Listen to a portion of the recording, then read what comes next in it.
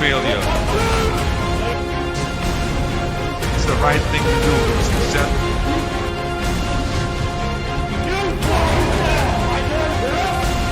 That's what makes you a champion. I can't wait for Daddy to go, Dad, just go to the gym!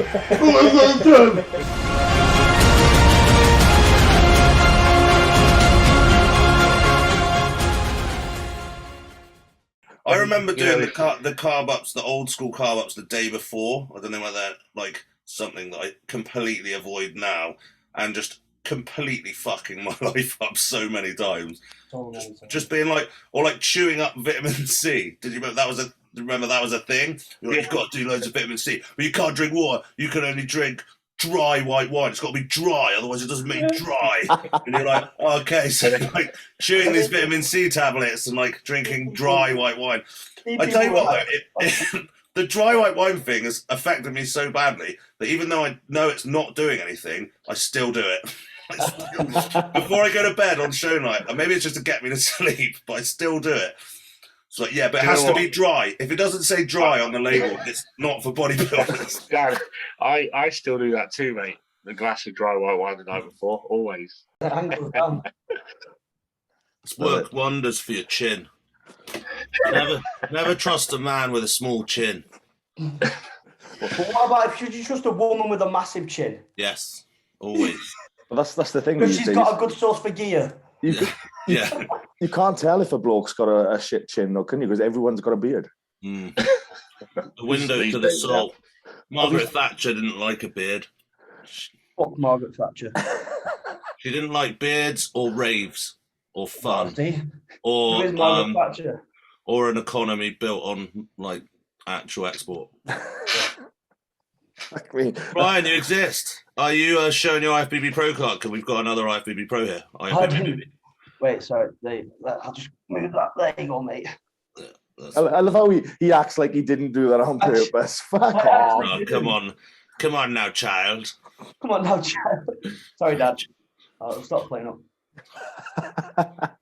It's nice to get a few people on here this week. Last week it was me and Dan, and it's the best ever. No, it was a decent podcast, but you know what I mean. It's nice to get a. Did you actually upload it? No, I to be honest with you, but I've edited it. I haven't uploaded it though. I had to edit out the bit where you were talking shit again. I wasn't going to say it because then I'd have to edit that out of this one. Oh, okay. So I'm not creating work for myself. We'll tell you later. As you can see, boys, this is not my Zoom account. Does that matter? Because it's just I'm displayed as Scarlett Holland's here. As long as she doesn't mind 30,000 pedo requests on Instagram, because that's what's happening. It won't. Why does this link to Instagram? No. They're gonna Google it. He's joking. Oh, right. Yeah, no, the name doesn't come up on the recording. Does it not? No. Oh. Okay. Well, how will everyone know who I am? Well, because you're big, pale, nasty. Of course they fucking know who you are. Do you know who I am? I'm like the least. You probably already realise I'm like the least technical guy in the fucking world here. We didn't know. They've done well, to be fair. I mean, we managed to get you here early this week, which is probably the first time ever for this podcast. That's true. Ryan is in. Showed up. Yeah, imagine that. I was nervous that Ryan Crowley was going to come back, and then I seen the post he did, and I thought, nah, he still need me. He still fucking need me. Fuck my life. Right, let's get stuck into this then. So, welcome back to Bash Bros podcast. This week, we're fortunate enough to have another IFBB Pro, Rob Cannon, not Scarlett, which is what's shown on the screen. Rob, usual sort of routine for us, but I'm going to show your Instagram page for everyone to have a little scout of that. Let's see if I can get it up on the screen. So this is the man. Head over, give him a follow. IFBB Pro, massive unit of a guy. So what I would ask you to do, Rob, is give us a little rundown, bud, of what got you into bodybuilding, your background, competition history, sort of, full shabonka, really.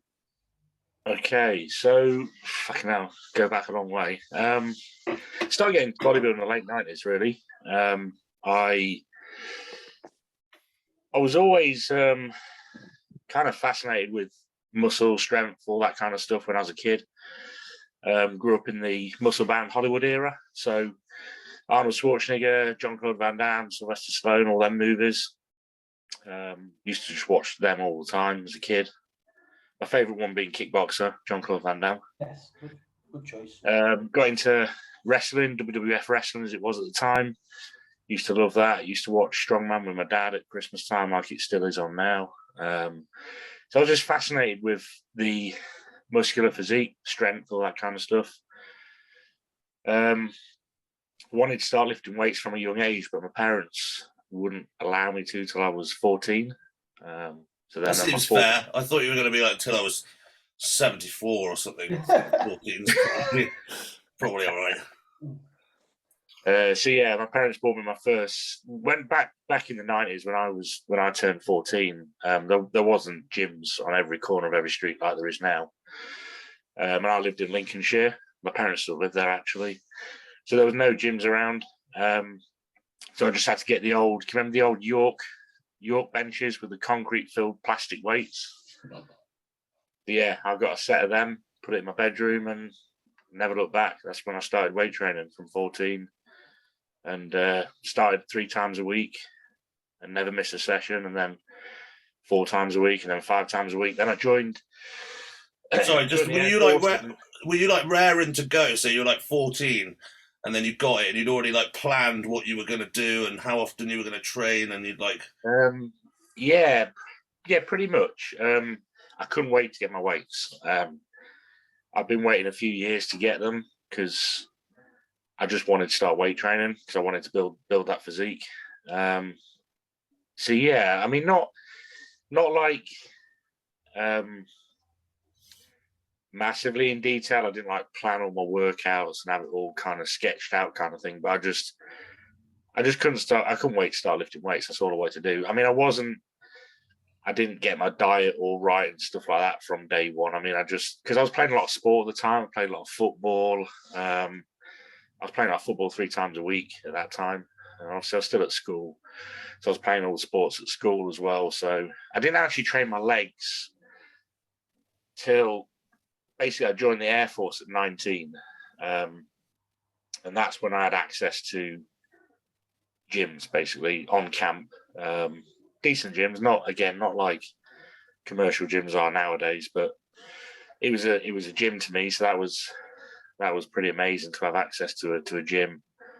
But because of all the football I was playing and all the sports, I didn't actually start training legs till my early 20s, really.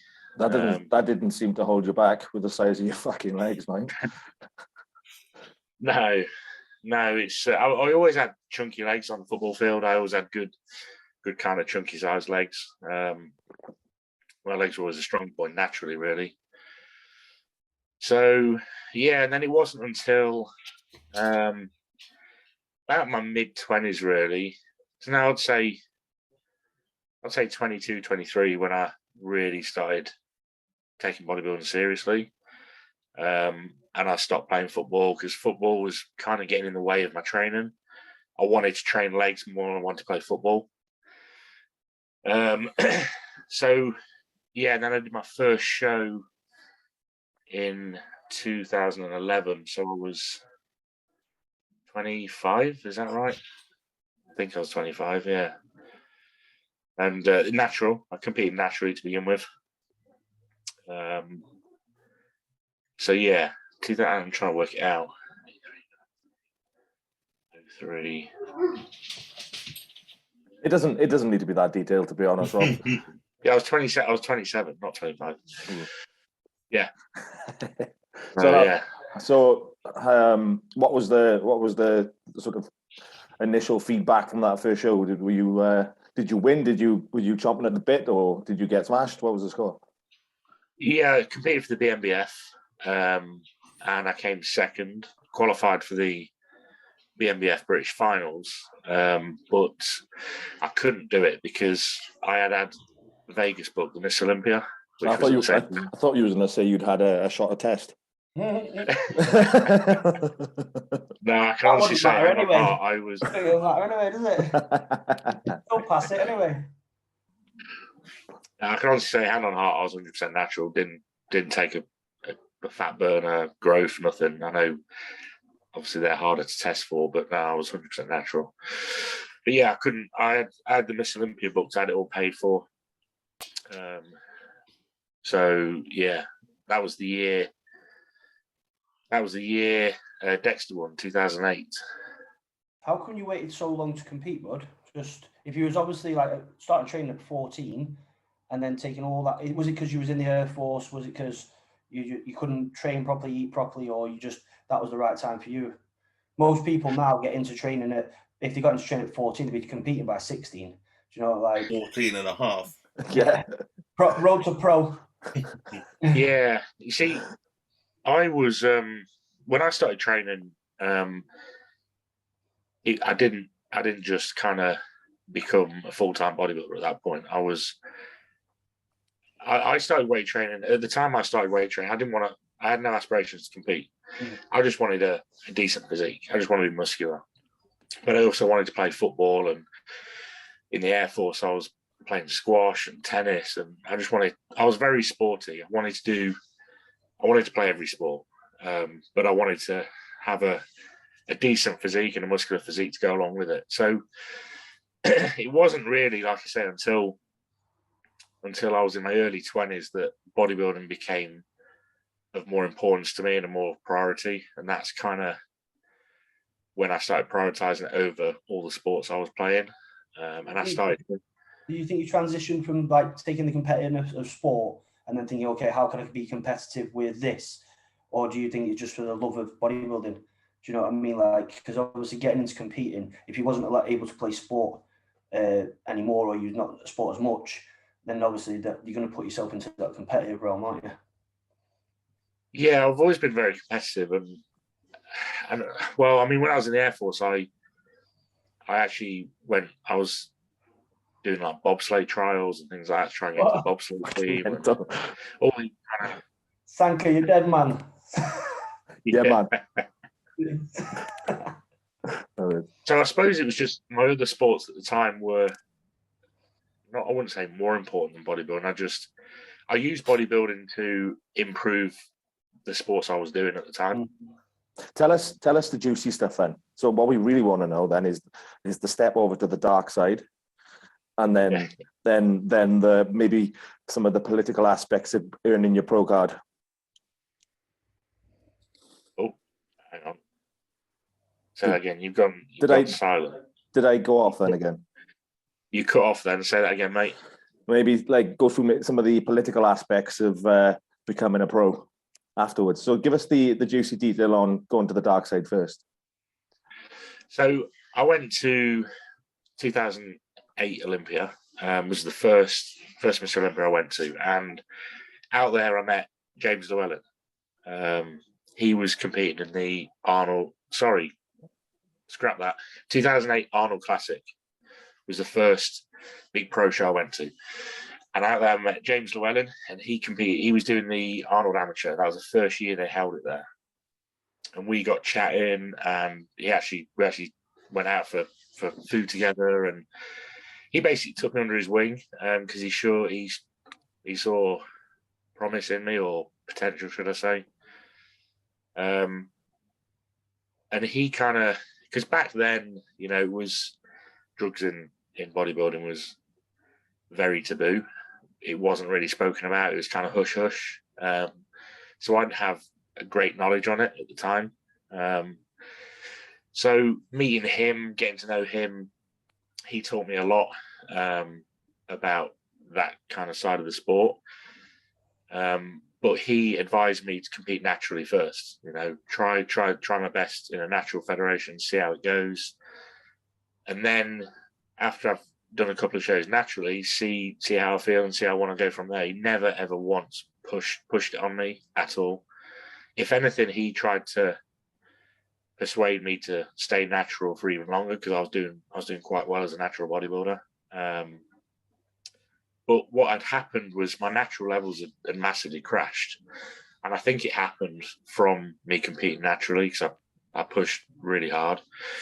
And I went to have all my test levels done, and they're in the gutter. They were like crazy low. So I was feeling like shit, and I wasn't in too much of a good place. So if it was a case of I was going to have to go on hormone replacement anyway, because by this point I was 27 years old. So we came to the decision, well, if I'm going to go need hormone replacement anyway, let's do a course. And it was a very mild. It was a very mild course. In for a penny, in for a pound, didn't it? Yeah, I mean, I was very, very into bodybuilding at that point, and you know what it's like. It's the what if, what if I did try it? How good could I be? How much size could I put on? That kind of thing. So, everyone on the internet thinks that they could be Mr. Olympia just if they did, but they don't, just in case they're accidentally Mr. Olympia, and then it wouldn't count. I don't want to be too big though, Dan. Yeah, you just wake up and accidentally win the Olympia. Want to be You thought you'd try it out rather than just taking to Instagram and slagging everyone off. Imagine that, actually trying. Yeah, I know. Oh yeah, some of the shit you hear, mate. It's just a joke, innit? But yeah, so we just ran the trend. Very okay. Sorry. Yeah, we just took it very sensibly. First course was just test, DECA, Debo. Just very, very small amounts, and I always came completely off. However long I was on, came completely off for that length of time, and kept things very sensible. And I always have done. I've been very. You kept the TRT in, didn't you? Because that was the plan anyway. I would have had to have gone on if I didn't choose to do bodybuilding cycles, then I'd have had to have gone on TRT anyway. Yeah, for sure. No, but the time that you were like off, surely you would have needed TRT to be at like normal range. Otherwise, you'd have had zero. Yeah, but I just came completely off, and I did that every cycle. I came completely off up until the age of 35. Well, even knowing that your test level was naturally completely shit, even before doing it. Yeah. But made yourself suffer there, pal. That must have been horrendous. Yeah, my off time was quite tough. Yeah, but then I think for me, when it came time to go back on, I got crazy responses. So, and I think because I've always done things very sensibly over the years in terms of the amounts used and coming completely off and things like that, it's preserved me for longer in terms of, I think I've still got quite a lot of miles on the clock in terms of my body still reacts very well and things like that. Is that still something that you do? No, I stop. I now cruise on a meal a week. When I'm off cycle, I do a meal a week. Where does I've been doing that for the last 3 years. Where does that keep you, like, blood work wise, testosterone wise? What, when I'm on a meal a week? Yeah. It keeps me around about 70, 80. Okay. So yeah, obviously the high end of normal is 29, isn't it? Mm-hmm. And I normally sit around anywhere between 60 and 80 on a meal a week. Okay. So fast forward, how many years? How many years did you compete until you won your pro card? My first show was 2009 as a natural. Yeah. I won the pro card last year.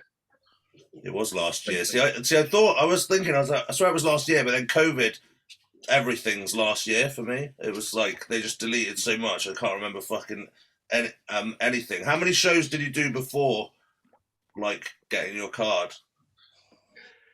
Including my natural shows? Yeah, sure. It was, I think it's 16. Oh, it's not that bad. Yeah, it's just still like not. Yeah, I had I had quite a few. I had a good chunk of years out of competing. My life took me to America for a couple of years, and I took nearly 4 years away from competing during that phase of when I moved to America and came back here and blah blah blah. So I haven't been competing every year since 2009. And what was your favourite show then? Last year. You reckon the win? You don't have anyone that has more of an emotional tie. It was still just the big win. The show, that Spain show last year will forever be, probably will always be like my Mr. Olympia. To be fair, the feeling I got that day was just incredible. Amazing. Yeah, but prior to that, I would say my favourite show was British Finals 2013. That was the one in Harrogate. I competed in that class. Did you? Yeah, because you won it, didn't you? No, I came. It said second, wasn't it? Was it second? No, the one in Harrogate, I was actually fifth in the heavyweights. Oh, right, okay. Yeah, I thought I remembered you coming second for some reason, but I came second on the day I came second in the 2011 under-90s intermediates. Oh, right, okay. Alex Bardashew won on the day. Don't know if you remember. Do you remember Alex Bardashew? Old school, yeah. He was always in the Beef magazine, wasn't he? Yeah. And then a couple of weeks later, he got disqualified from, and I got awarded the first place because he got disqualified because he shouldn't have been in the intermediate class. He should have been in the open class.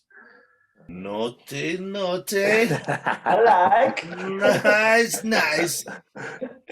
So pro card. What's the plan with the pro card, bud? Are you lining the show up or? Well, I've applied for the Arnold UK.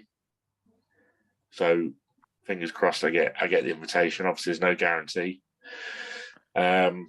If there's other shows around that time anyway, there's Spain, Italy, there's France as well around that time. So I'm gonna prep for September and hopefully do the Arnold and a couple of others in Europe. If I don't get the invite to the Arnold, then I'll do Europe. When does that put prep? Like soon, right? We're looking at kind of May, beginning of May. How long do you run a prep for? Normally around 16 to 20 weeks. Long prep. Who are you prepping with? Yourself? James. Still working with James. Oh, really? Well, it's gone full circle, really. I started with James when I met him in 2008, sorry. And then he kind of moved away and kind of did his own thing. And we always stayed in touch, but we didn't keep working together. And I kind of worked a little bit with Paul Knight for a few years, then kind of did my own thing for a few years. Then when I came back to the UK from America, I worked with Milos for the Arnold Amateur in Columbus, Ohio in 2020, just before COVID hit and all the lockdowns. And then started working with James again. So I've been working with James again since, beginning of last year, really, beginning of 2021. How come you didn't stay with Milos? Couldn't afford it. Oh, really? That's a solid answer. Yeah. I wanted to. I mean, me and Milos got on great. I like his style of how he trains his clients, and there's a lot I like about Milos. We work really well together. But I just, especially with lockdown hitting, I was out of work. I couldn't train clients and things like that because my client base is very gym based. I don't do a lot of online. I do some online, but I'm more in the gym. I like being on my feet and actually training clients rather than being sat at a laptop all day. So because of COVID hitting, I was really struggling. So I couldn't afford to carry on. So I can imagine Milos's prices have probably gone up since then as well with all the recent success. Probably, yeah. Because when I was working with him, he's only kind of major athlete at the time as Max Charles, really. Yeah. Now he's kind of flavour of the month at the minute, isn't he? He definitely is.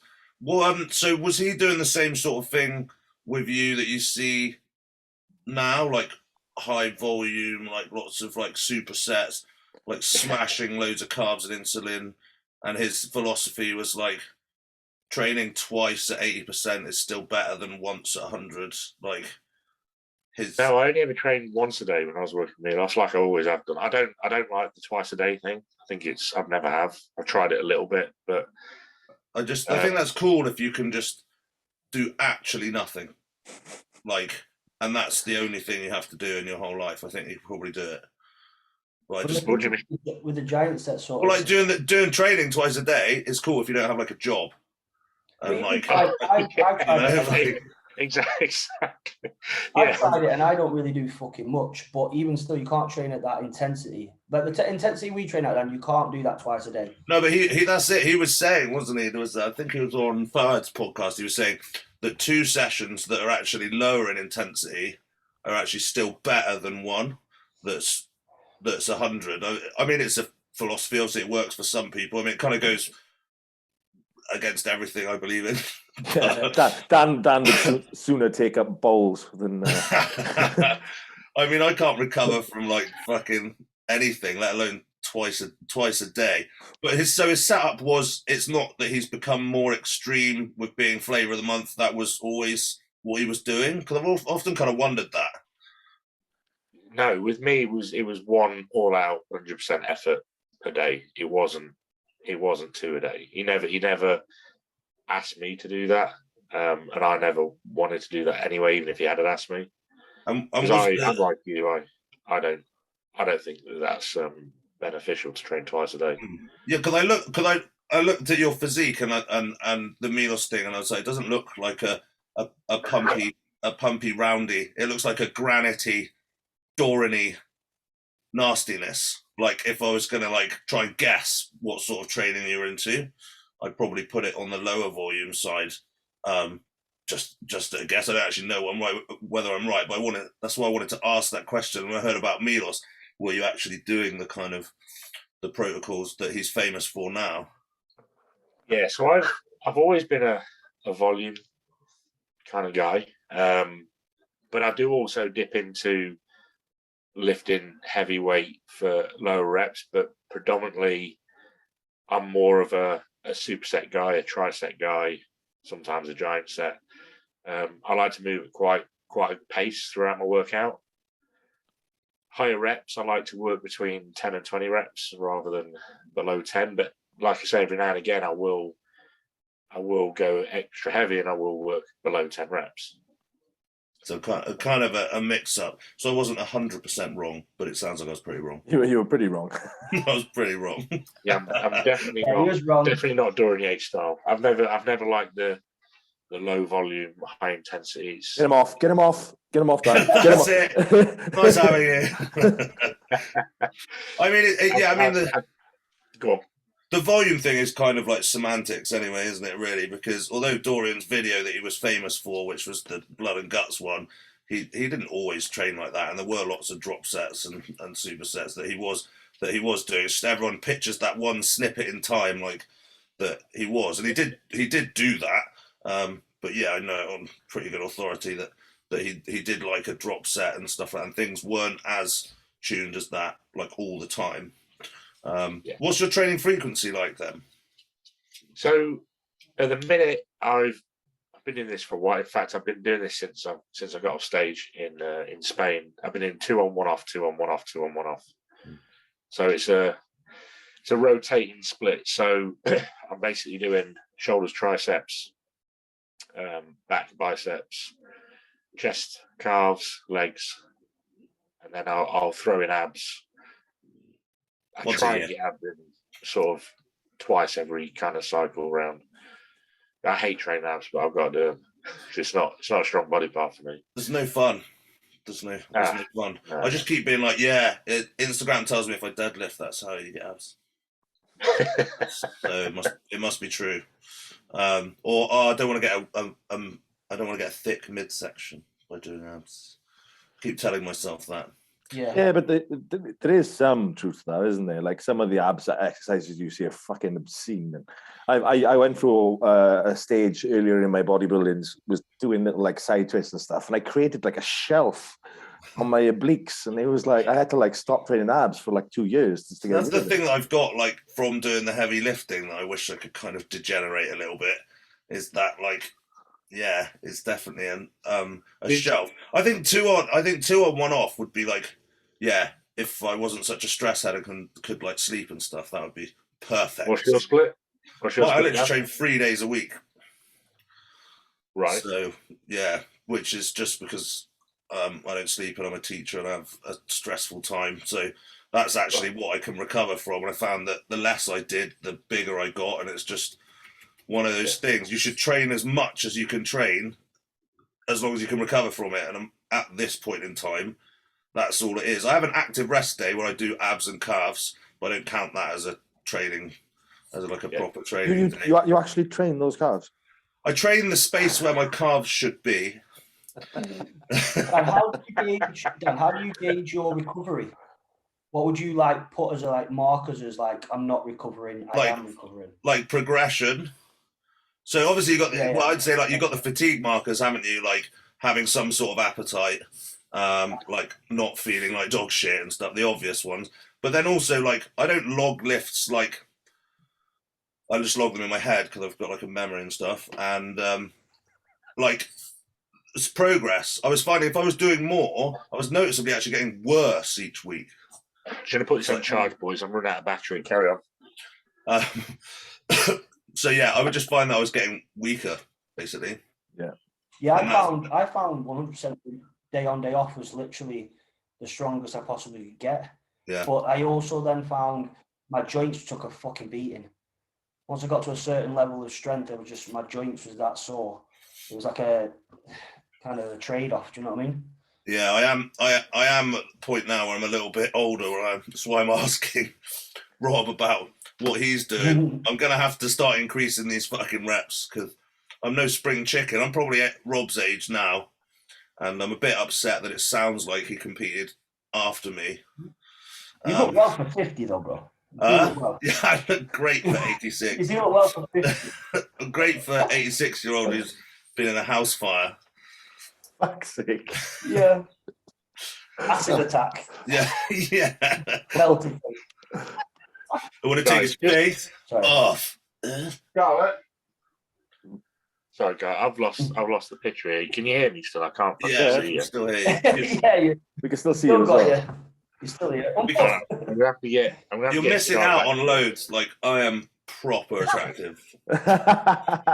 He's got to get his technical assistant.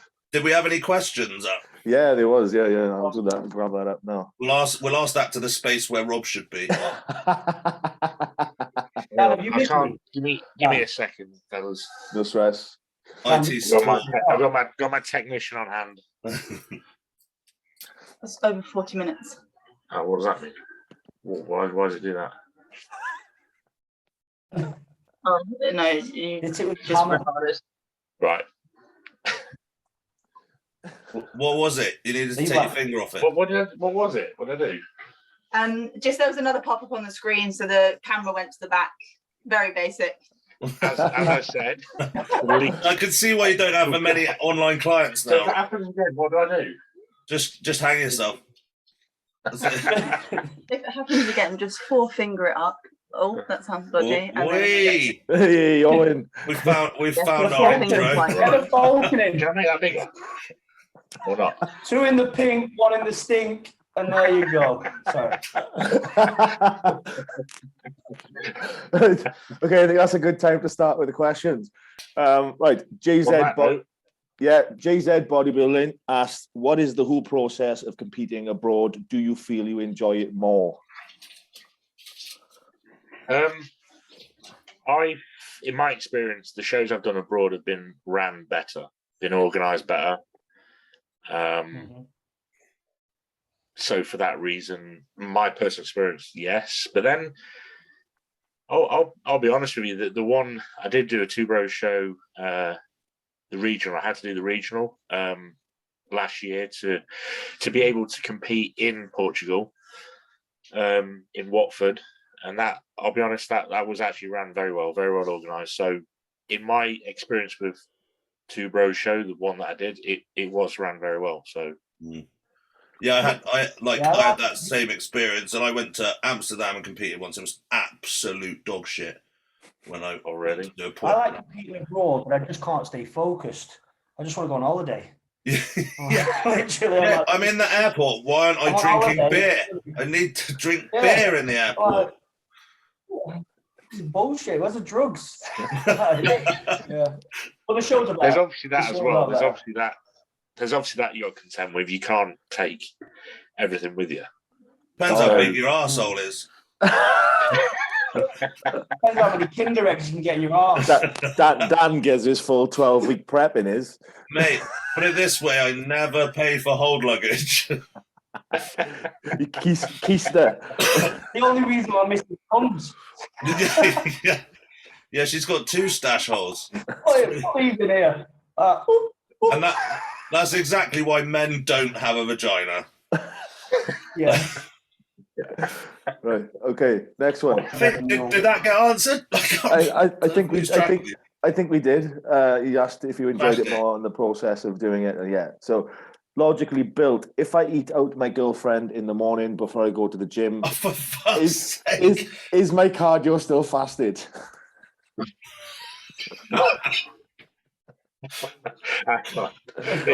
Dan put me off there. What was that? It wasn't me. If I eat out my girlfriend in the morning before I go to the gym, is my cardio still fasted?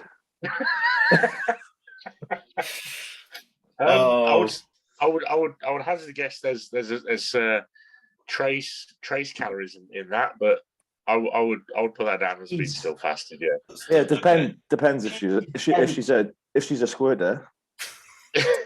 It depends if she's got a yeast infection, because that's like eating Marmite, isn't it?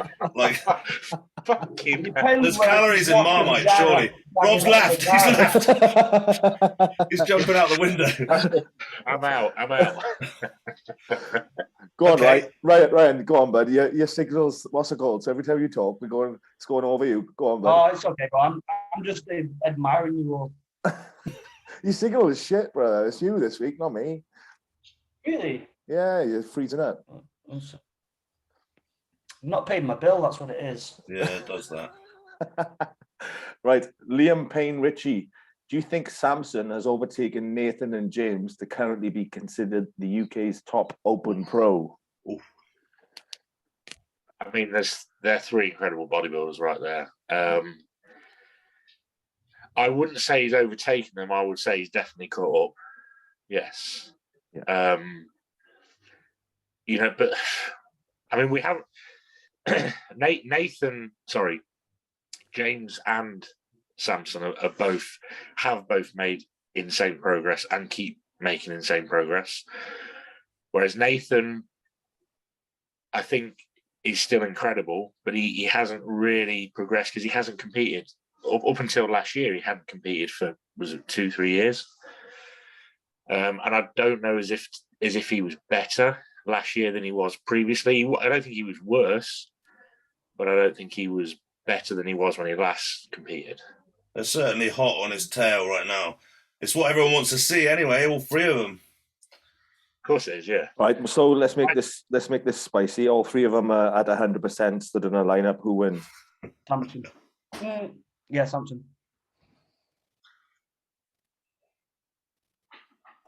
I think the way Samson's going, he's more complete. So I would say if Samson keeps making the progress that he has been making, I would go with Samson, yeah. That was a very political answer, but go on. Dan? Hollingshead on the nail. No. If he pulls it off, I want to pick him. Why? He put his back shot. Just don't turn around. I call it turn face the back, and he just You said on stage. You didn't say which pose was happening. I'm gonna go with Samson, to be fair, but yeah, if I'm completely honest, Samson is pulling it out of the bag every fucking time right now. And the thing is that you say, if they come 100%, Samson's doing that more. And I think over Nathan, it's the lat insertion and probably bigger legs. So, yeah, but I mean, you're right. It's like he got to the top. Like, I mean, I know part of his ethos is to like make it look easy. like, and that's his like what he's portraying, that he's just cruising on in, but maybe he needs a bit of fire. Because they are everyone, he's getting caught up. Samson's catching him up, and Samson was fucking. Where was it that the Spain show when Hollingshead won? Like he was nowhere. Yeah. Like in that, like I think Mark Hector beat him, and like he got smashed at that show, and then he was just like, oh, okay. And then I think Nathan and Samson are 1-for-1, aren't they? Are they 1-for-1 for shows? currently, Arnold's he beat him. Yeah, Arnold's Nathan beat him, and then Samson beat him at was it Prague? Yeah. But again, Samson's improved again. From then. Yeah, he has, definitely, yeah. Is Nathan doing a show this year? Do we know? I doubt he'd be able to do one in America. He's got all his legal issues still, hasn't he? That's why he didn't go in last time. I don't know. I'm hazarding a guess. I mean, Dan, you made a good. You mentioned a great name right there. What do you reckon to Mark Hector? We haven't seen him for a while. Well, Mark Hector is obviously under Callum's eye, and I think Callum's going to see him a lot. And I feel like Mark's someone who you need to go and make do it a bit. Yeah, I trained with Mark and Callum, and he literally, it's not like he's not trying, he's just a freak. He'll just be like, just pick stuff up like a freak. But then he also needs that accountability of being someone there every day pushing him. Or just not being horrible to Mark. He's a great guy, but he won't push himself. You have to push him. Yeah, but I think he's not. Phenomenal. I think he doesn't register like what he's capable of in the gym. And so, because he sets these numbers and these reps and he just destroys them, but he actually like needs, it seems like, I don't know, I've never done it. It seems like he needs someone to go, no, you can do more. You can do another one. And from what I've seen from his like progress now from having that, it's a lot. And the reality is, with his structure, he doesn't need a great deal of additional tissue because it's such an illusion with that tiny waist, and he's got fucking, a perfect structure, like a stone on that frame is going to be open class, sort of wins all day. It's that silhouette. Like it didn't matter. Like you looked at like at that show, like the Spain show, even back then, you were like, well, his legs. Like if you look at them, they're a bit light and stuff, and then you looked at it again, and you don't care. It just looks amazing anyway. It's like just the whole thing. His structure's insane. Like if he like you say, if he puts on another sort of stone in weight, 5 to 8 kilos and brings in nail condition, like I think he'll be fucking dangerous. Yeah, he's definitely one to watch as well. And from what I've only seen the photos and stuff like that, he looks like it's happening, which is great. I love to see shit like that. He's not pushing things at all, to be honest. Not in any way, shape, or form of being like, push. When people are talking like 3-4 grams of gear, I know from personally, like I've been around the conversation, it's nowhere near that. Just because he doesn't need it. It was Callum was saying he was training with him doing. Sorry, go on. No, go. You finish, mate, and I'll go on from you. Callum was saying he's doing exactly the same as what Callum's doing, but just growing like fuck. Like it's just genetics. It's just a freak. And I totally believe you there, mate, because I first met Mark at Body Power 2014. I was with Muscle Tech at the time, sponsored by Muscle Tech, and Mark was with. Oh fucking hell! What was that brand called that Anth Bales was with? Freak. Farmer Freak. Farmer Freak. Farmer Freak. That's it. Yeah. So I met Mark there. He was with them, and we was all with kind of Body Temple, so we all kind of went out for food. We got talking, and Mark was a freak then, and we sat at the table, and we started talking about gear like you do.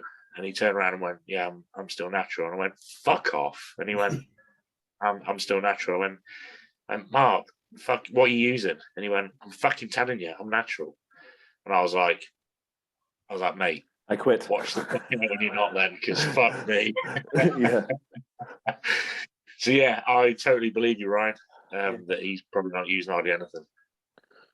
Okay, so next one, we'll jump straight in, right? Liam Payne-Ritchie again. How many meals would you be comfortable to use whey protein as a source? Sometimes have it for 2 out of 5 meals. So he's basically asking you, how many meals would you substitute with whey protein? I literally only use whey post workout. That's it. That's the right. It's inferior to the whole solid food. The only time I would use it instead of a meal is if literally you're on the go, you've got nothing else with you, or you need to have something super quick as convenience. Get a shake down you, then yeah. But to rely on shakes over food, no, never. So not what Hunter Labrada put out. Yeah, conveniently, his father's supplement company. I have a Labrada shake 4 times a day. Fuck off. I was like, I got sent that by a client. I was like, can I do this? And I'm like, no one's actually doing that, mate. That is a fictitious thing that you're looking at there. Hunter Labrada is not eating 6 meals of whey protein. That's not happening. And plus, you're not Hunter Labrada either. So, yeah. But people were like literally like being like, I can do that. It's like, you can do that, but your insides are going to just turn inside out. You're going to shit your bowels out immediately. Exactly. I mean, I think whey is like, okay, it's just like cheese. But what I tend to do if protein is really high or your calories are really high, I can't get any more in. I would do half and half. So say like my breakfast would be oats, whey and eggs. So you're still getting some food in, but I'm just topping the amount of protein I'm having up by having an extra scoop of whey in my oats, rather than just being like, oh, you can't have 2 meals of whey. I'm like, well, technically I can. Well, I just do, because I do that. Well, in the morning I have 2 scoops of whey, and I have like 8 egg whites as well. Yeah. See, so I use the whole eggs for the fats, and then obviously the whey just instead of egg whites. I'm lazy, so I buy like the carton things. Yeah, you're rich. I'm rich as fuck. Yeah, 2 chicks. Teachers. 2 chicks, £2. Yeah. 2 chicks. Well, I don't want to get DOMs if I'm like cracking too many eggs. Like get like a hand pump. And I got like the claw hands. That's a porn film, innit? 2 chicks, 1 cup. Yeah. Yes. Good reference. Like it. One man, 1 jar is disgusting. No, don't Google that. Do not. No one Google that. You cannot unsee that. Rob, don't do it. I know you're thinking about it. That's what happens when you take drugs overseas in a jar. Move on. I'm seeing it again. In my mind's eye. Right. Would you prefer, or would you rather have a client that is 100% on their diet but only training at 80%, or vice versa? Would you prefer a client that is 80% on the diet and 100% balls to the wall? That's a good question. It's a very good question, actually. Well, I think the biggest missing piece of the puzzle these days with people is they don't fucking train hard enough. I mean, you look around any gym at any time, and you can count on one finger how many other people in the gym are training hard. Yeah, people these days, I'm going to be honest, they train like pussies. The vast majority, and they think they're training hard, but they're not. That's the scary thing, though, isn't it? That they actually think that is that. If they scream more, if you're screaming from rep 1, that means that you're just screaming, right? It doesn't mean what is that you, Ryan? Yeah. No, I mean, but what you could say is, if you're not 100% on your diet, you are not going to make the progress. Let's face it. If you're not bang on prep and you're cheating and you're 80% here or there, you're not going to make the progress. Well, and if you're not in a surplus and eating, the key. You're not going to make the progress. The key question is, though, are they on prep or are they off season? So, like off season, you're probably better off with the 80% diet, 100% training. On prep, you're probably better off with 100% diet, 80% training. It's like a flip flop.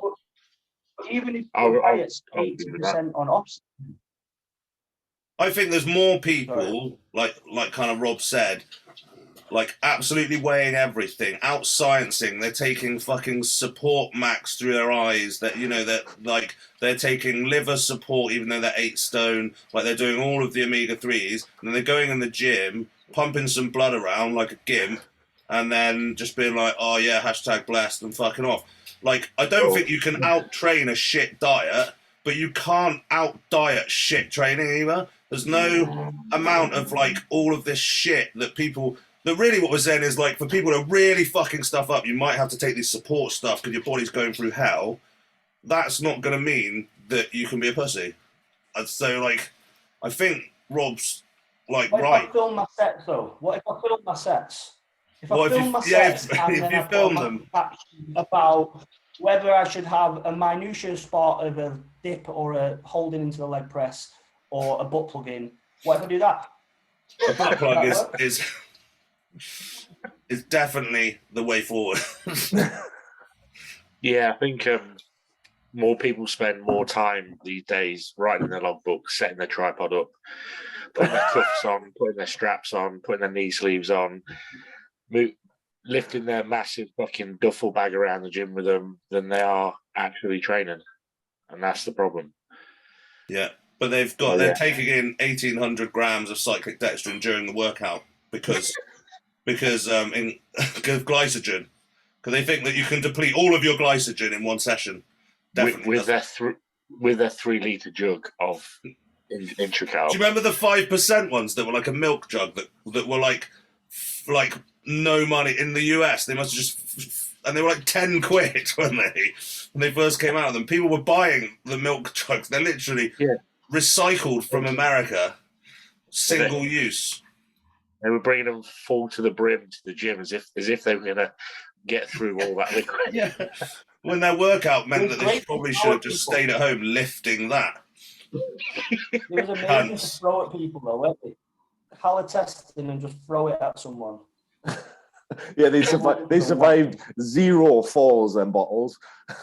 Yeah, and then everyone had to swim out of the gym. Tidal wave. Right. Question-wise, I think that's us done on that front. There wasn't a massive uptick. Did you get any direct to you, Rob? No, mate. No one's fucking interested in me, mate. I don't get anything. No, I don't think that's the case, pal. People have written on there excited to see it, but nobody's actually. There was a few questions, but in all fairness, they were solid questions.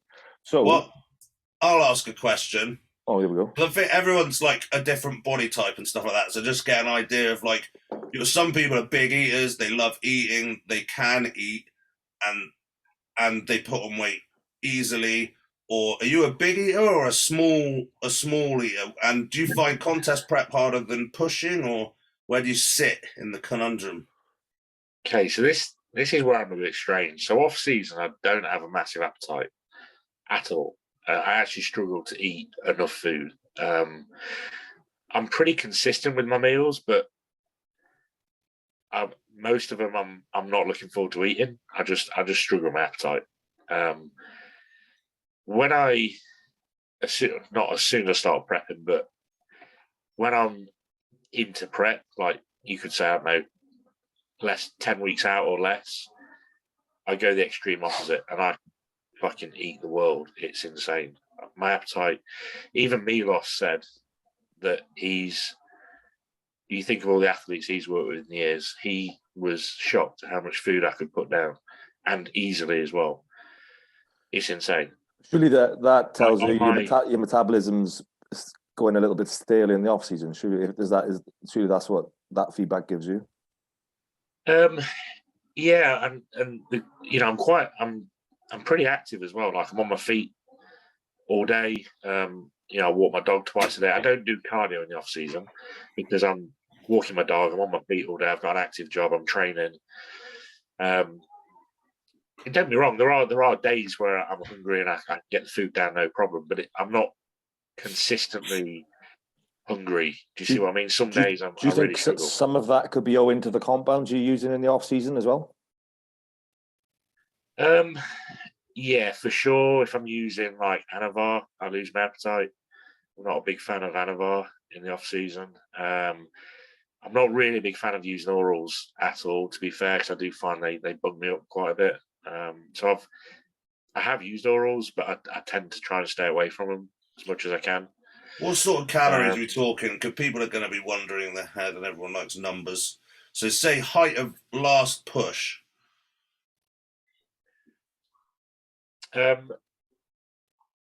Okay, so what are you talking off season now? Yeah, off season, height of the off season. Right. The one thing I've never done, mate, is counting calories. Ever. Got no ballparks. No. I just macros. I'm a macro guy rather than a calorie guy. Yeah. But I mean, so am I. To be fair. Yeah, but if you know your macros, you can just work out your calories. Yeah. You can work What's it your out. macros? Yeah. But then you're like What are we talking? protein. I sit around 250 a day. Carbs are again training day. We're talking about 600 training day, and fats around about 100. That is fuck all. Yeah, it's like 4,000 calories a day. Yeah. Yes. But then I do. If I fancy something, I'll eat it. So if I eat a lot of chocolate in the off season. I love chocolate. My guy. I eat a lot of crisps. I love crisps. Whatever I want, I'll eat it. So I do. There is extra calories going in, which I don't account for because they're just if I fancy it, I'll eat it. And you can get away with that. We're not advising this. Robert, 10 weeks out. So just so we can get an idea, what sort of food does you look like? What does your food look like at 10 weeks out if you can eat a massive amount? Because realistically, this is no effect. That's not a massive amount at 4,300. That's like what I prep on. Did you mean like you do a refeed like at 10 weeks out and you can put that away, or you actually eat more when you're prepping? Or was It's fear or failure. It's the right thing to do.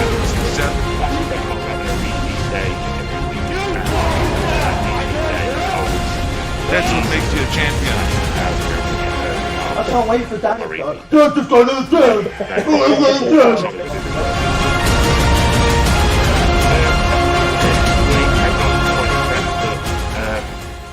We didn't take my carbs below the lowest my carbs went was about 100 grams. That was on my low days.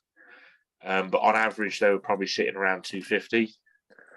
So I guess that tells us that you're that tells us that you're creating a bigger hole through the week, and then you're just topping it up with that full day of eating. Obviously, there's two ways you can do it. You can have like a slightly smaller deficit, but then you can't have the refeeds, or you can create a massive hole, and then you've got to fill it back up somewhere, haven't you? Were you having the refeeds like right from the start, or did it come in later when your metabolism and your body fat was lower and insulin sensitivity is better? Or in the beginning, it was more. I was just having like a cheat meal once a week.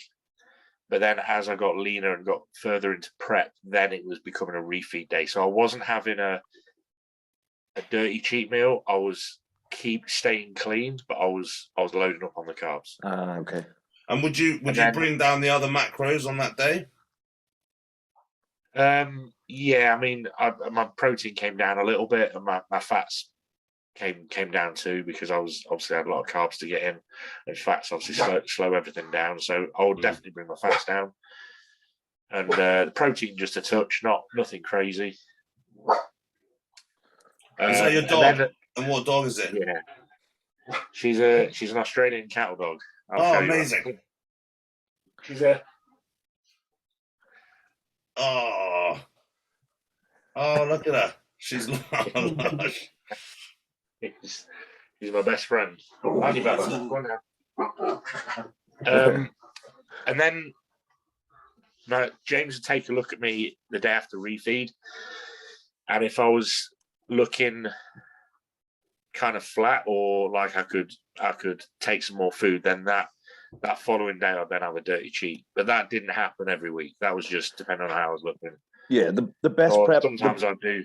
The best prep I've had to date was doing something similar, creating bigger holes, topping them back up. But I was doing it with like junk food as well. But it's not conducive for me. Obviously, different with you because you're a fucking big guy. But it wasn't conducive with retaining size. So what I found the difference this time, obviously Dan's prepping me. The deficit isn't as big, but I'm retaining so much more fullness. But obviously, then it sort of works itself out in the long run. You can do it either way, and obviously my best prep thus far. But I didn't retain the size doing that. Obviously the deficit through the week was taking away some of that tissue, obviously slowly. I prepped with James myself, and he did similar with myself. The only thing I found was my training performance was shit because he put me such low carbs, and then obviously we kept trying to refeed, but it wasn't really enough to refeed up to give me the glycogen storage to train as hard as I wanted to throughout the week. So it was kind of like I was running flat for like 5-6 days, but my training was just, my performance was just dropping down no matter what. So I didn't really retain as much size probably because of that. That's kind of why I end up doing like much. extending. That's kind of why I end up doing much later. So yeah, you're right. You have like that refeed day, and then like Monday or whatever, you're like, yeah, I can train. And Tuesday, you're like, this is shit. Yeah. I can't train. One good session a week. Yeah, legs. Put legs on the Monday.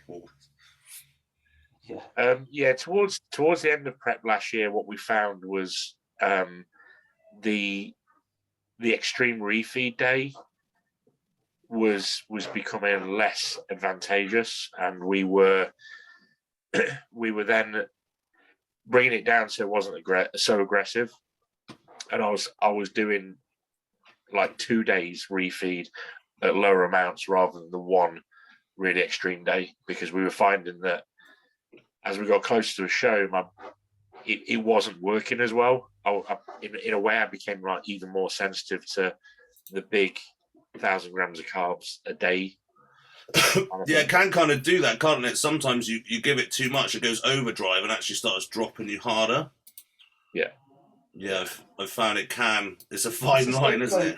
The thing when you're carving up though, it probably takes a good 48 hours, 72 hours to replenish glycogen storage. So realistically, for me personally, doing 2 days is beneficial than just doing one really high day, because it doesn't actually replenish as much as you want it to. I don't think you can physically eat enough, or it doesn't process it, or it just doesn't utilize it or partition it. But I find 2 days better than just doing one. Dan's carb up for the graftism is proof that 2 or 3 days of high carbs can still fucking can be fucking utilized somewhere, because they fucking, I don't know where it went, but it didn't go into his fucking it muscle. went completely the other way. It was the more I ate, the less I weighed, and the more depleted I looked. It was fucking weird. I dropped something like 15 pounds in a week, like in my carb up. So that was good. AIDS. Yeah, I got AIDS again. Fucking hell. So okay, Dan. So what did you learn from that then? Because that was obviously kind of very strange. What was going on there? Yeah, I mean, it was a weird thing. I think basically I just dug a hole a bit too hard and not realised. Basically, then I went from like, I didn't get really any more like shredded between like the graftism where I come bumfuck nowhere into like the Arnold's doing like much better, and obviously like it was just a different like protocol. I'm quite weird, like I'm most of the time I need to like not push too hard. No, you can just finish the sentence there. I'm quite weird. Yeah. I find like pushing too hard, I just break. I think once you go past that point, if you don't have a crazy 3D physique, and you're quite long limbed, it's hard to pull it back no matter what you do. It takes 7-8 days to pull that right back. Well, I found that with myself, like my legs were withered. It was like you're trying to like, if you've dug a hole that's too deep, a body that's upset is not going to do the thing that you want it to do. And so I think after the grasses, I just did nothing.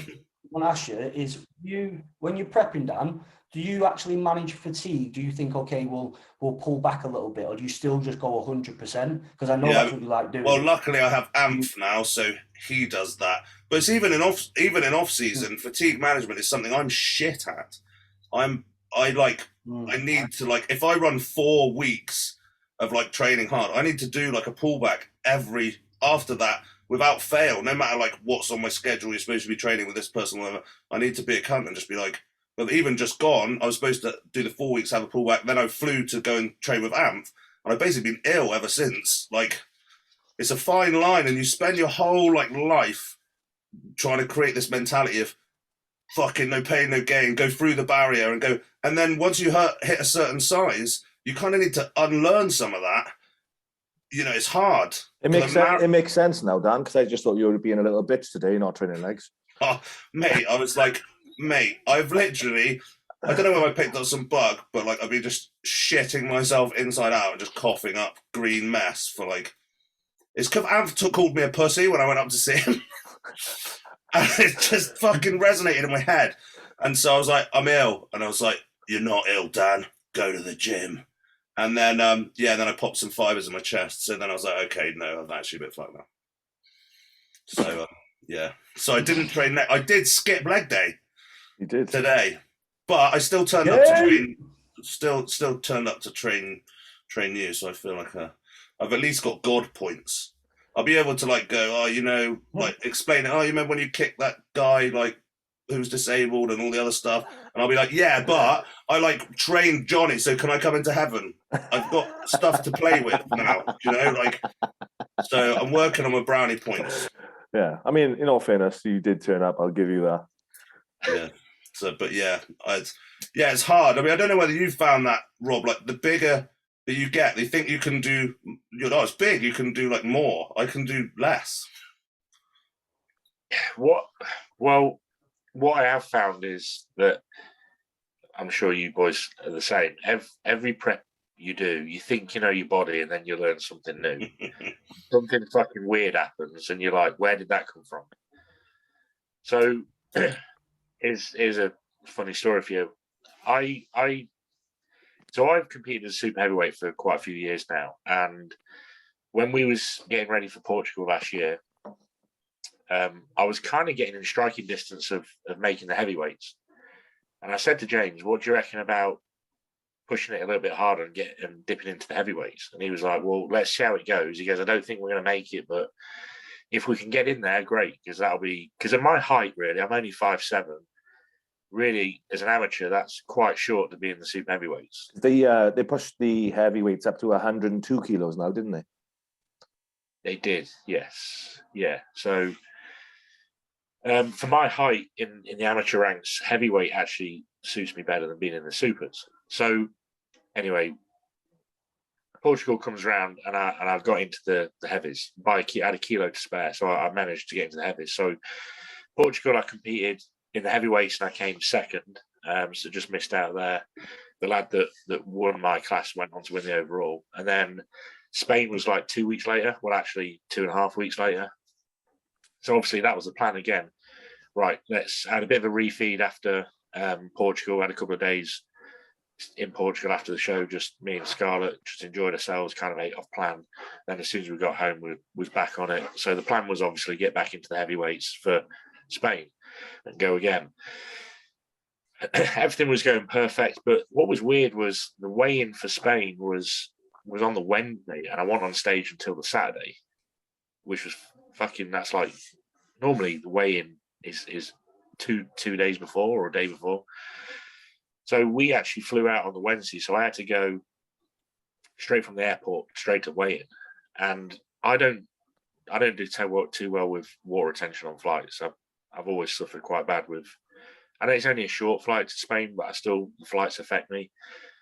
But there was no other way we could do it. The flight was booked for the Wednesday. Anyway, so by the time we get to weigh-in, I was 4 kilo over heavyweight. Fuck. Yeah, so I was like, fuck. Like, and I had nothing to eat. I was just sipping because it was stupid o'clock in the morning that we had to travel. And I literally I had nothing to eat, and I was just sipping on tiny amounts of water because I wanted to make the weight. And I was fucking 4 kilo over, so I was kind of like, I was pretty disappointed. I was like, fuck, I fucked it. Like, I don't know what I'm gonna do. Anyway, James was like, look, you're in the supers now. There's nothing we can do. He was like, so let's just flip this on the head, and I'm going to change things up completely. Basically, he just started fat loading me. So we kept my carbs low, and he pushed my fats really high because he's like, look, you're in the supers now, so we just need to get you as big and as full as possible. You're in condition, so let's just fill you up so you look as fucking hard as possible and as full as possible. So that's what we did. He fucking put so many fats in me, and I was eating so much food. I kind of lost my confidence a bit because I didn't make the heavies, but I was just going with the plan because there's nothing else we could do at that stage. And as each day went by, I lost a kilo. By the time stage day came around, I was light enough to be in the heavies, but I was in the supers. So I won the supers as a heavy, and then I won the pro card. So again, that's something I learned. Like even James was like, "What the fuck? Like how are you losing weight?" And I was like, "Fuck knows." But you know, that's kind of what happened, and we were wanting the opposite to happen, but yet I kept losing weight. And like I say, on the day I would have been light enough to be in the heavies. It's fucking crazy. It is interesting as well, because you asked me, like, what have you learned?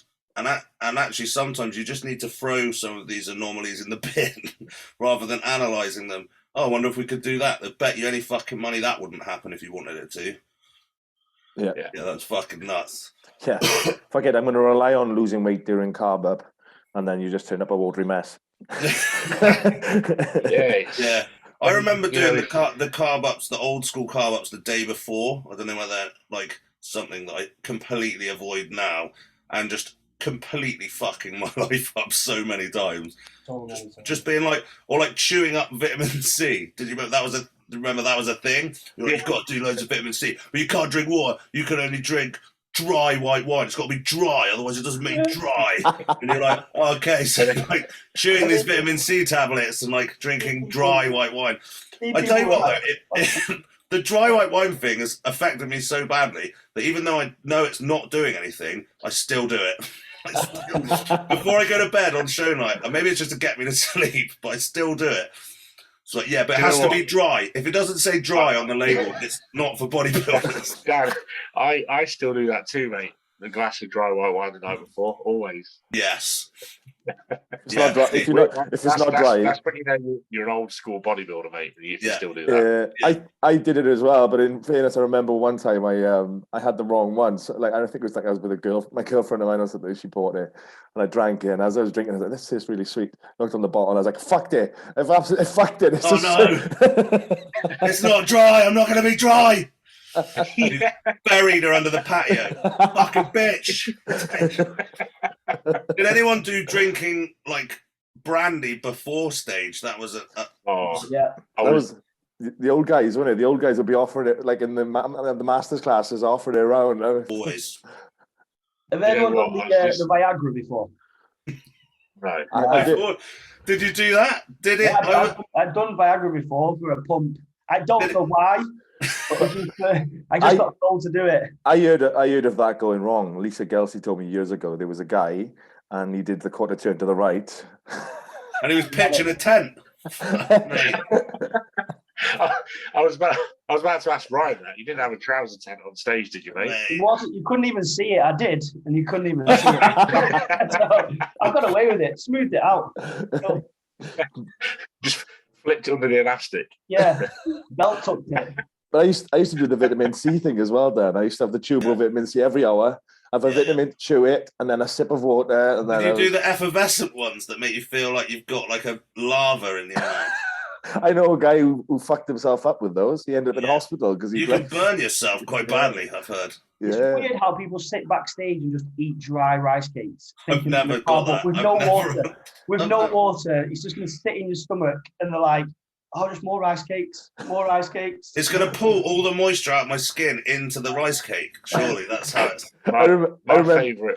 Go on. I was going to say my favourite backstage is when you get them guys that they don't look like they've done a day's dieting, but they're sitting there eating all the fucking rice cake and jam and fucking donuts and all this shit to try and somehow miraculously get shredded.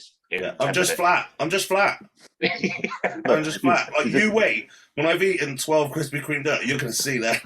Just TGIs. When I'm in TGIs. Mate, you should have seen me the day after the show in the gym with the gym lighting and a filter. You should have seen that was. I would have won. I always remember my first ever show. There was a guy backstage, and I was just obviously you think everybody looks amazing. He was massive, like under fucking 21s. and he was doing niacin, he was doing like pre-workouts, he was doing pumping up like mad. And no word of a lie, he was spewing. He couldn't even. I only won purely the fact that he didn't do it because he was spewing everywhere. He'd done that much shit backstage. He couldn't pose. He was spewing everywhere. And I thought, what for that? What a dick. Yeah, there's mental. Some of these. I remember I prepped a guy earlier on in my bodybuilding career. I was only going off of the information. He was a friend of mine. I was the information that I had. Not anymore. So it was the rice cake thing, and he turned up and. Like it was prep morning, and I'd already told him to start eating his rice cakes with peanut butter just to top up the carbs and stuff. And he turned up and he'd half eaten the rice cakes, but they were Snacker Jacks and not fucking rice cakes. I went fucking ape shit on him. I was like, "You fucked it! You fucked it! Oh my god, the rice! There's corn in there. That's not just rice. Yeah, as soon as you put the corn in, that's it. Spilled. Rice is fine, but corn spills you. I was like, I told you to restrict your sodium this morning. Mate, I remember not brushing my teeth with toothpaste. Oh, I've done that. Because it had sodium. I did. Did you do that as well? Oh, I just used the mouthwash because I didn't want to drink water. Fucking stinking. Oh my not god. Not use deodorant because you got your tan on and not brushing your teeth. Oh, fucking hell, man. Yeah, and then everyone's like sees the show and it's like in a video edit and it looks really glam. But what it is just a block toilet that everyone's still shitting in whilst all stinking. Green tan with that absolutely caked all over it. Just smeared up the walls. Yeah. Be a bodybuilder, it's really glamorous. It's like when girls do their first show, isn't it? And then they're like horrified at what actually happens backstage. Yeah, backstage antics are something to behold of. It's fucking crazy what goes on. One thing is the hardest thing on show day is to take a piss and not let one of the driblets go on your tan. Yeah, it's hard that. That's a fucking hard one. You've put your dick in the smugglers and it's all like morphed. And so you wee, and it goes like 9 different directions. Try that when you're on Viagra. Yeah, doing handstands trying to get it in. Okay. Oh, amazing. I think it's time for 5 top tips for you. Or whatever. Do you know what he means, Rob? Do you know about the 5 top tips? Did you watch a podcast to prep yourself for this retardation? I managed to get the Neil Hill one watched, yeah. Yeah, that was a good representation. Not a true one. Yeah, it's never normally that informative. It's not usually that good. I think this one's topped it, to be fair, boys. I think this has been a better show. Yeah, I smashed it. Fuck Neil. Was he there anyway? Who is he? Neil's a great guy. He was amazing. Yeah. That's why he's a pro. The way he speaks, you just couldn't help but listen. Yeah. So anyway, we asked for 5 top tips. Right. And they don't have to be gym related. They can be life related. They can be unrelated to anything. They can be shit. A lot of them are. So no pressure. You told me this book. If I'd known this book beforehand, I could have thought it out and wrote it down. See, that would ruin all the fun. That's the beauty of it. Right. Okay. That's the beauty of it. So this is just off the cuff now, right? Okay. 5 top tips. Fucking hell. Like literally, Ryan did one that was like, "Don't eat yellow snow." So like that's Have gone. you ever ate yellow snow since though?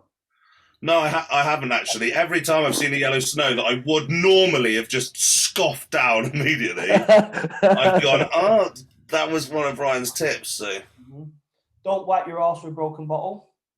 That's up there. Yeah. Up there. That's a good one. Yeah. Rob's like, shit.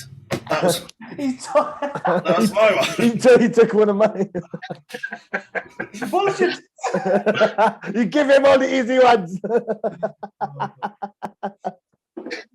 Cheers. Fucking hell, I'm trying to think, boys. Go on, Rob. I should think of a couple here. Hang on. Fly a couple of days before your show for water retention. Say again. Fly a couple of days before your show so you don't have water retention. Hell, yeah, but everyone knows that, don't they? No, they don't. That's the thing. We've got to assume people know nothing. No, you've completely misjudged our demographic.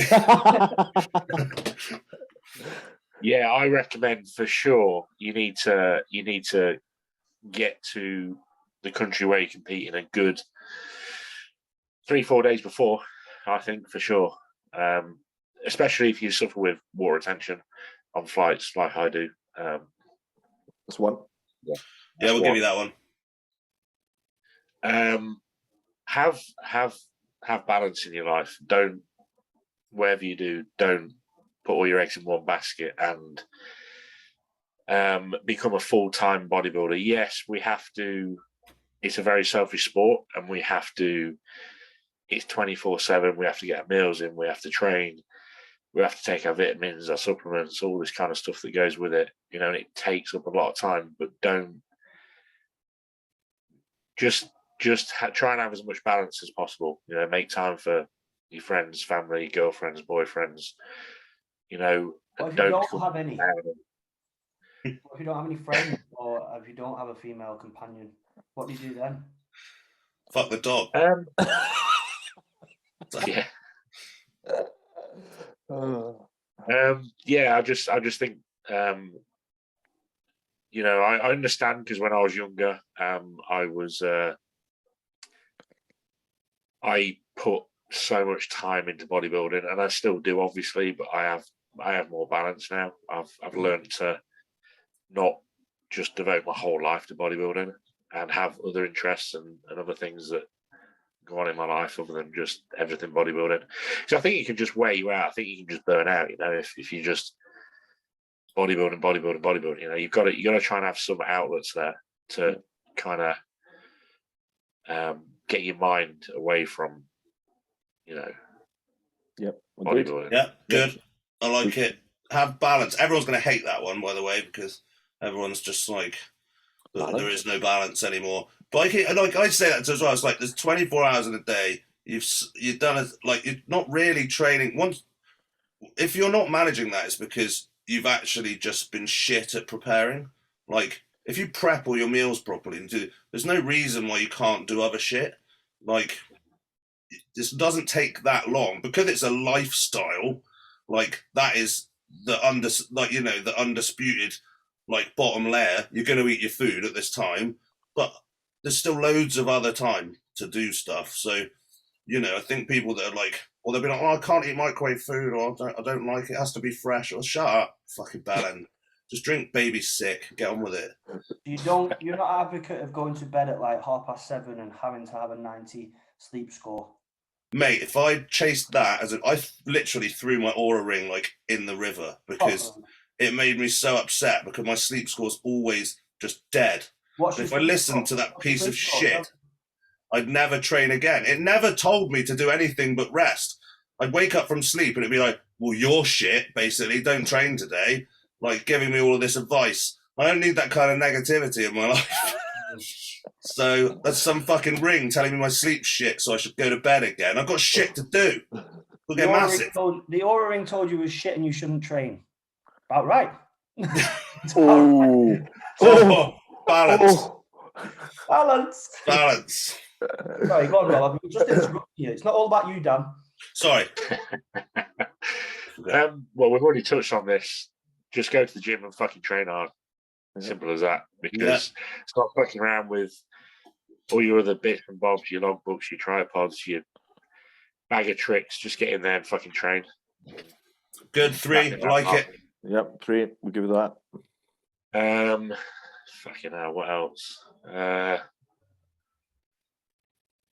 Stay off social media as much as you can. Very good one. Yeah, I've learned that for sure.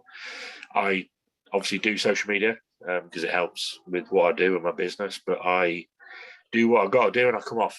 I don't sit there flicking through all day, seeing what everyone's up to, because it before you know it, you just fuck with your head and take up half your day, if not your whole day. So I think people spend way too much time on social media these days. And I don't think it's necessarily a good thing or it's productive. No. Good. That's 4. And the final, the hard hitter, the big dog, the hoopy, the Hadouken, the smasher. Don't be a cunt. Yeah. Yeah, don't be a cunt. That's a really good one, mate, because there are a lot of cunts out there for sure. Thanks. You're our cunt. It's okay. You're welcome. You're welcome. Yeah, and something I've learned as I've got older as well is, I've become less, bit more of a don't give a fuck attitude in terms of, like, I'm nice to everyone, I'm polite to everyone, but I'm also more wary of. There's a lot more cunts out there than I used to think there was.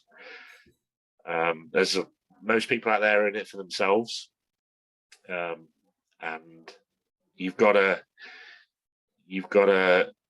look after yourself and kind of just be wary of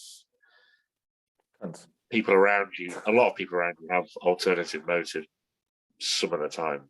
Not all the time. There are good people out there. There are very kind people out there, and not everyone is a cunt, but a lot of people are. I like it. I like the way that in your room it's gradually got darker, building to that message. How's that? There we go. The end. There we go. I expected to turn the light on and then suddenly the whole thing just bursts into flames, and then that's the end of the episode. Could you make that happen, Johnny? Have you got that? My editing skills are not quite Come on, there like he now. clicks it and then it's like a scream and then suddenly there's flames and then my face dripping. Can you do that? I'll send it to you. You can do it. I mean, your face looks like it's on fire anyway. I could do it with some. You send me it and some crayons, and then I like make on the screen. Yeah, just I can't send him the red ones. He eats those ones. Yeah. They taste great though. Like you like the wine gums. You only want the red and the black ones. Those are the good wine gums. Yes, he knows it. Mate, Rob, thank you very much. Thank you, Rob. I got one more question for you boys. I got one. Yeah. Cool. We spoke about some top UK bodybuilders today. What about Sasan Harati? What do you think? Mate. Massive stuff. Yeah, if he wants it, it's his. But if he wants it, it's just whatever.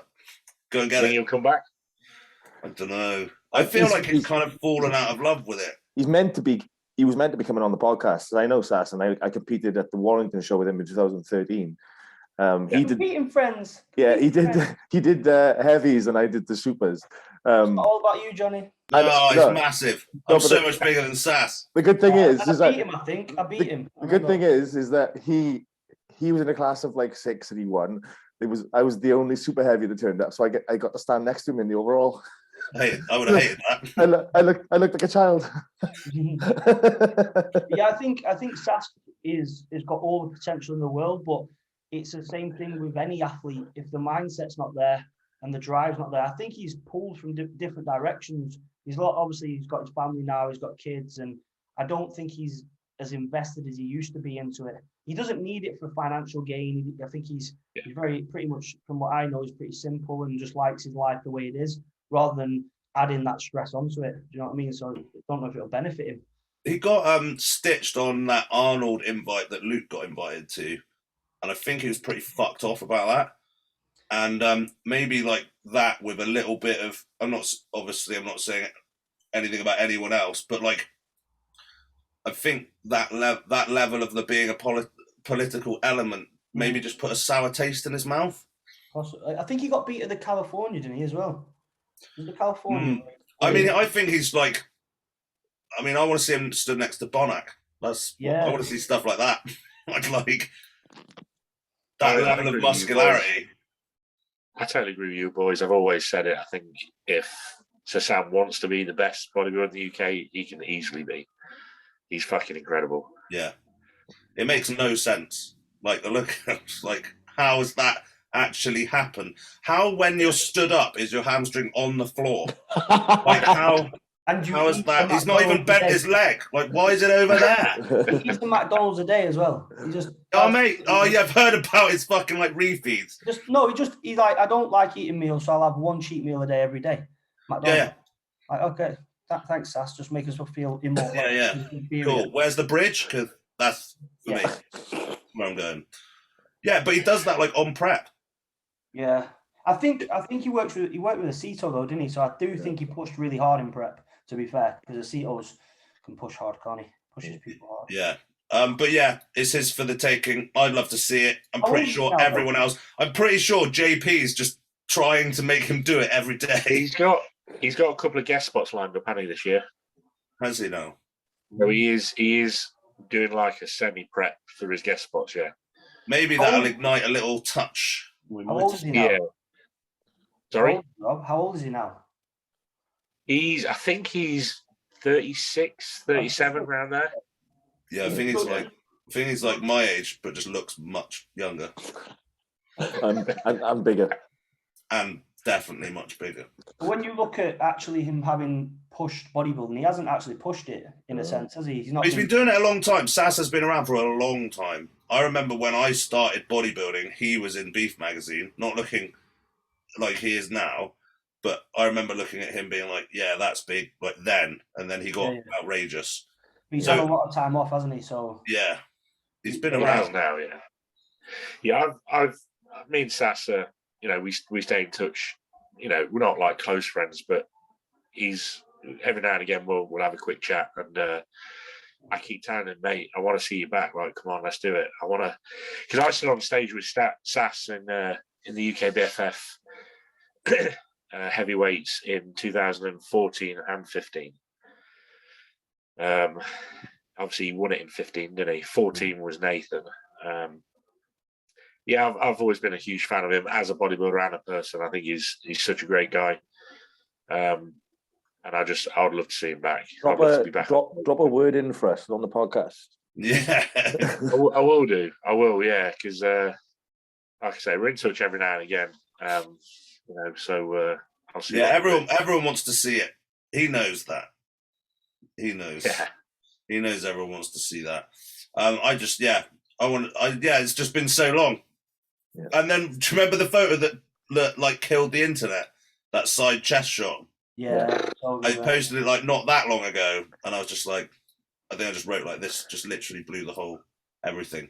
I was just, he stood up and his calf's like in my house, hamstrings in your house, like it's just fucking, it's just a cloud. Yeah, outrageous. Make it happen. Yeah. Phone him right now. I know Bash Bros said it has to happen, so we're not that close to friends. We don't like chat on the phone. But do it anyway. It'll mean more. Totally out of the blue. We'll just look him up in Yellow Pages.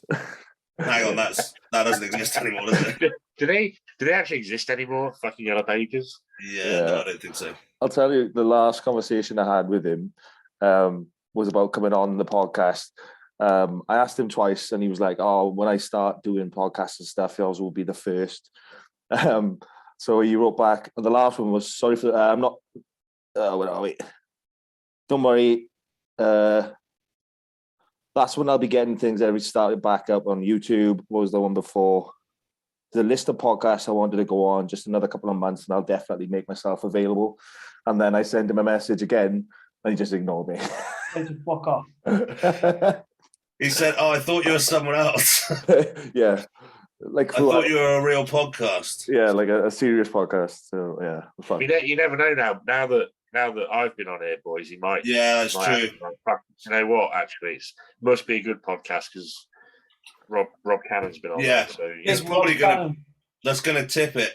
Mm-hmm. He's gonna. I wasn't right now. Just wait. Your DMs are just gonna explode any minute. I'm gonna use that as my bargaining tool. I'm gonna be like, your buddy Rob Cannon told us that you're going to come on the podcast.